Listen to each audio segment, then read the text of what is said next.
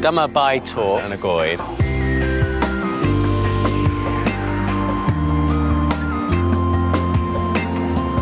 Pan dwi'n cyrraedd top o'r bryn a dwi'n cerdded lawr i'r traeth, fel arfer dwi'n teimlo fel dwi eisiau nadlu.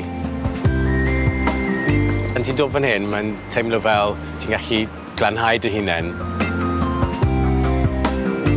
Mae'n lan ac yn byr, ond ydy, mae'n hyfryd fan hyn, a mae'n just teimlo fel spring clean am dy corff di.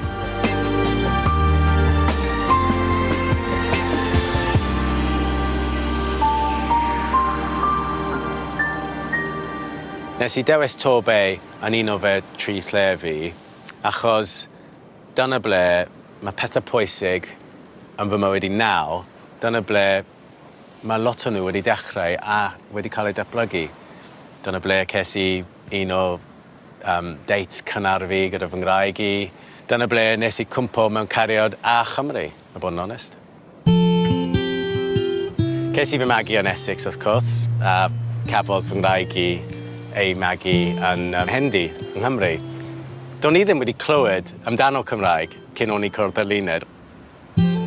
Does neb wedi gofyn I fi I dysgu Cymraeg. Dwi jyst wedi meddwl dwi eisiau siarad mewn iaith fy ngwraig I. Mae'n pwysig, mae'n ran pwysig o hunaniaeth hi.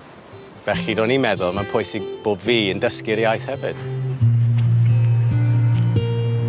Nes I dechrau gyda Cwlswlpan yn y prifysgol yng Nghaerdydd, a wedyn nes I meddwl, actually mae hwn yn hwyl.